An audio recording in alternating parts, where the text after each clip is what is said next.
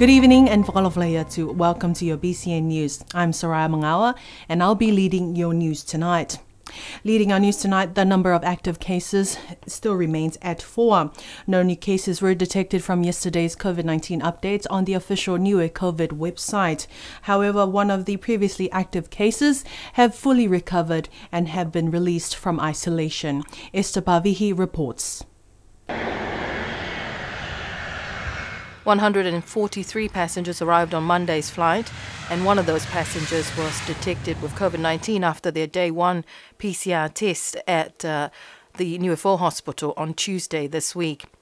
Today is the passenger's day 3 PCR test. The results can be found at the official Niue COVID website. Meanwhile, the total number of cases recorded on the island since March this year stands at 78. 74 of those cases have fully recovered. Niue still remains on COVID-19 alert code yellow. The government announced that the Premier Dalton Tangilanghi, who is in Australia right now, will represent Niue at the state funeral service of Her Majesty Queen Elizabeth II in London, England. Government today also announced that next Monday a memorial service will take place at Taonga Niue building at 8 a.m. And also next Monday, the 19th of September, will also be a public holiday to mourn the passing of Her Majesty Queen Elizabeth II. Here's Esther Pavihi with more. In a statement today, Premier Honourable Dalton Tangilanghi said that it is his privilege to attend Her Majesty's funeral to pay respects on behalf of the people of Niue as she is laid to rest. He says that he is also honoured to attend in the company of distinguished leaders and guests, a testament to her faithfulness and lifetime of service to her people. Cabinet also announced today that Niue will mark the passing of Her Majesty Queen Elizabeth II with a series of events starting on Sunday the 18th of September and Monday the 19th of September. The churches throughout the island have been invited to dedicate their Sunday services to one of thanksgiving and reflection for the life of Her Majesty the Queen Elizabeth II. This will be followed by a national memorial service on Monday the 19th, a one-off public holiday. The government has also asked everyone in Niue to take part in a national moment of reflection on Monday next week at 15 minutes after 8 or 8:15 in the morning. The moment of silence will be observed at the National Memorial Service, but you can also mark this moment of silence privately in your homes or with families and friends. The National Memorial Service will be held at Taonga Niue at 8 a.m. This will also end the official mourning period for Her Majesty Queen Elizabeth II. The public is encouraged to plant a tree in remembrance and respect of the late Queen on Monday. A one-off public holiday also on Monday will be a day of mourning and commemoration as we pay tribute to Her Majesty Queen Elizabeth II and her reign over Niue, as well as a day of renewal and acknowledging the new King Charles III. The flag will be returned to full mast in recognition of the accession of King Charles III as our new head of state. At the family home in Seveseve in the village of Mutalo, former Common Role member of the Niue Legislative Assembly, 81-year-old Dr. Harisimilika Halepaka, was laid to rest yesterday afternoon. He passed away at Auckland Hospital in New Zealand on the 3rd of September, 3 weeks after leaving the island on a medical referral. Here's more on this story.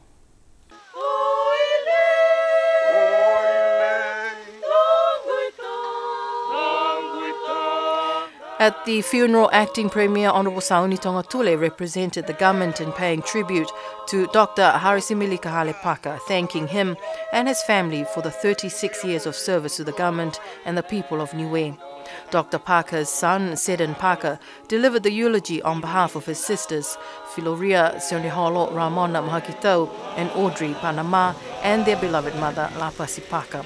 Dr. Parker was one of the first medical doctors from Niue to train at the Fiji School of Medicine. He was there in 1957 at the age of 17.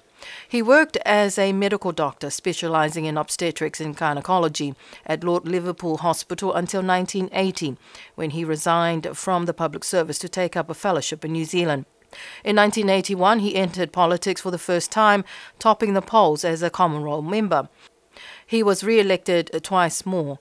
He served 3 consecutive terms before bowing out of politics in 1990.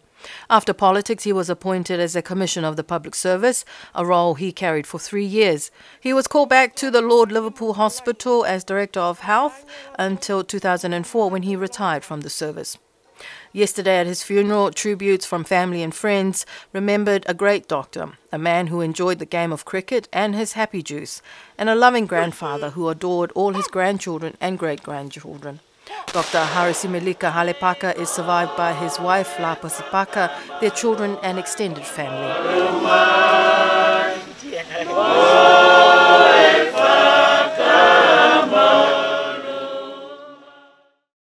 After 3 years due to the pandemic, a team of 3 eye specialists were able to arrive on the island on Monday's flight this week. Since Tuesday, the team have been working hard to see as many patients as possible who need to get their eyes examined, especially those who are diagnosed with diabetes. Here's more on this story.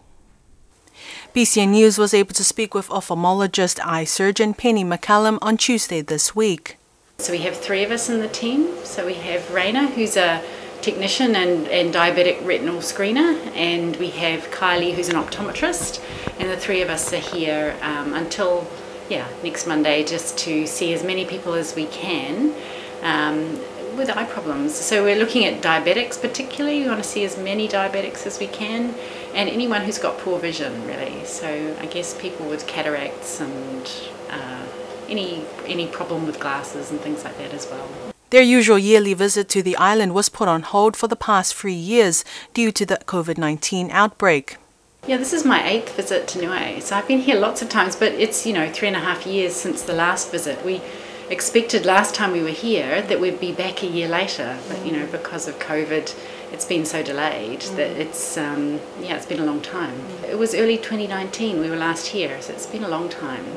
But because of that, we're going to come again soon. So we can only be here for a week, which is not long enough to see everyone or to do any significant surgery this time. So we're planning to come back early next year, probably around March or April. And next time we're going to bring the full team, which is 5 of us. So Sarah Welsh is another surgeon, and Crystal Seaver is our operating theatre nurse. So we'll have all 5 of us next time, and we'll be able to do a whole lot of surgery as well as seeing patients. The increase in global fuel prices due to the geopolitical tensions experienced in Eastern Europe since it was predicted in April this year have continued to put pressure on the Niue government. In a government press release issued last week, Premier Dalton Tagelangi said that the government's continued assistance to subsidize fuel will not be sustainable in the future if current fuel prices continue to remain high. In a government press release issued last Thursday, Premier Honourable Dalton Tagelangi said that to mitigate the sharp rise in the wholesale prices of fuel products and to make it easier for motorists and end users, the government on average is subsidizing 0.03 cents per litre on petrol, 0.07 cents per litre on diesel and 0.2 cents per litre on jet fuel. However, this has incurred an approximate cost to the government of Niue of $2.6 million in the last 4 months. It will not be sustainable for the government of Niue to continue to incur costs at this level. Premier Tagelangi says that another fuel price increase is envisaged in the next few months for petrol, diesel and jet fuel if the current wholesale prices remain high. The work on the new waste management and recycling plant at Hikuwhenonga, Tamagotonga is progressing well, according to the contractor of the project, Mautama Constructions and Shop Exports. The project was initially planned to begin in early August last year and to be completed by March this year. However, a chain of supply issues hampered the delivery of materials and set the project back several months. Esther Bavihi reports. Richie Mautama of Mautama Constructions told BCN News that despite the delays, they are expecting to complete the construction work by the end of this month. It's progressing very well. I mean, despite the delays, if you have noticed on your drive-in with the signage right at the gates, it was supposed to be completed in March of this year. But despite that, with all the delays, we're progressing pretty well, and we're aiming for the end of this month to have everything wrapped up. Mautama said that they have also had to do additional work on top of the contract to get the plant up and ready. He told BCN News that they are grateful for the assistance from government agencies, including the Niue Fire Rescue Services, for carting water to the site before water and power was installed. It's just all the extra work that's pretty much on top of the concrete. We're doing earthworks outside as well. What the boys are construction now is a wash bay, and I think the aim is whoever's going to run the facility is to commercialise on that as well. So like get all the department vehicles to come in and wash down over here, which is and it's going to be a recyclable wash bay. If you would notice inside, there's a water filter system. All the water that's going to be used to wash the vehicles with is going to be collected into a reservoir and filtered and then reused again. I suppose that's runs in line with the concept of the recycling centre they're doing over here. The plant is funded by the Australian government. In August last year, at the blessing of the land at Hikuwhanong and Tamukotonga before the construction, the then Australian High Commissioner Susan Allen said that she knows how much the people of Niue care very much about the status of the environment, for the sea and the land and the livelihoods that are linked inextricably to the health of the environment. The project is managed by the Project Management Coordination Unit in association with the Department of Environment. In efforts to revitalise Wangahau Niue and its culture for the young and upcoming generation, Rocksteady Entertainment, together with Niue Primary School and Early Childhood Education, were able to launch the new Mataola Potaanga He Tautala Niue project. Here's more on this story.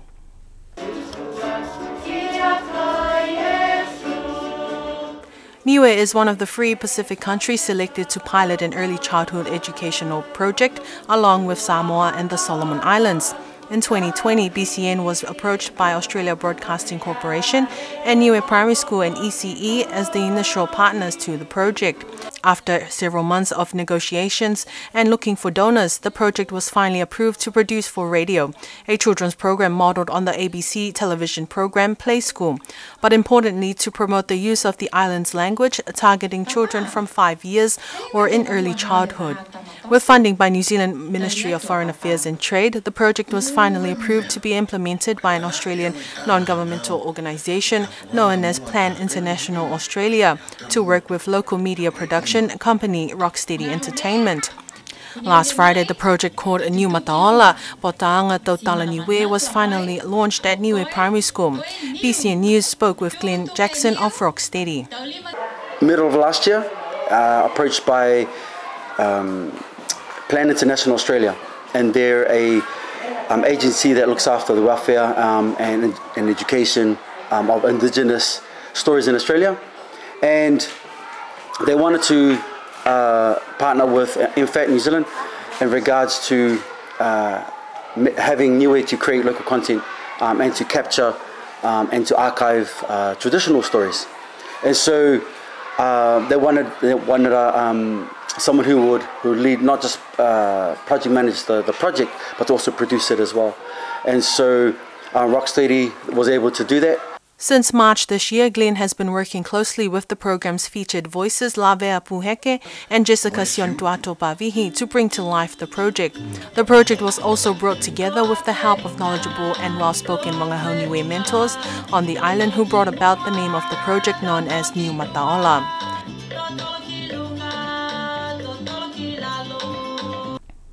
Also last Friday was the launch of the Tamaniue Play Hub project, which was managed and produced by Niue Primary School and ECE, funded and supported by the governments of Australia, New Zealand and Niue. The project aims at providing cost-effective and creative ways to adjust with our current situation with COVID-19 by creating innovative ways for children to learn at home with the help of their parents. Here's more on this story. According to early childhood education principal and one of the project leaders, Olav Hekesi, the Tamaniwe project was initiated and approached by Plan International Australia as well as New Zealand Ministry of Foreign Affairs and Trade. PCN News spoke with Olav Hekesi, who explained the three key purposes of the Tamaniwe project. Okay, the Tamaniwe project, there are three main things that we had for this project. So the first one are the parent cards. There are 12 parent cards that are created by the teachers with the help of the donors. And those parent cards in there, they have activities, they have the child development areas, things that parents need to know. And also the activities in there is to help them also to promote learning in the home. And one thing that's good about those parent activities is that if ever we were to have a lockdown from COVID, we shouldn't have any problem at ECE on how we can promote learning in the school. Promote learning in the home, because you have those parent cards with all the activities that are on it to keep you and your children occupied during that time of lockdown. The advantage of the learning materials is it's not that you can make it for free, but there's less cost into the learning materials and making the learning materials. And we're able to also use the local knowledge of our parents, mainly the young parents. The third purpose of our project is to encourage the dads, encourage them to take their children to the playgroups, to be part of the learning. And we also encourage them on the launching day, because the playgroups open once a week. We encourage them to take them once a week to the playgroups. And those are the three main purposes of this project. Olav says the Tamaniwe project began about a few months ago with Niue Primary School Principal Carol Edwards as the project manager, along with herself and the teachers of early childhood education in the project committee. Despite the odds and disruptions to community events caused by the island's COVID-19 situation and alert levels, village show days have continued to show resilience in maintaining their program. For the village of Tuapa Uhomotu, with their planned show day alternated to a drive-through, which took place in the past 2 weeks, the village was able to hold a display day last Friday for their cultural handcrafts and agricultural produce. Amongst this was also the judging of the gardens. BCN Cameras was able to capture some highlights of this day.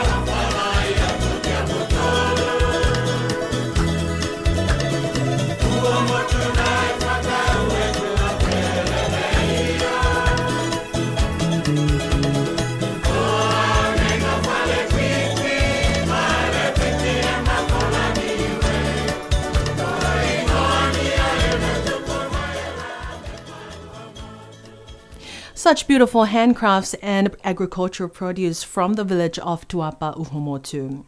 And before I end our news tonight, next week, Thursday, Esther Pavihi will be taking over the English Bulletin as I will be away for 3 weeks. So until then, I would like to wish you all a safe 3 weeks until I return back to give you your BCN English News Bulletin on Thursdays. I'm Sarai Mangawa, Mutolukia.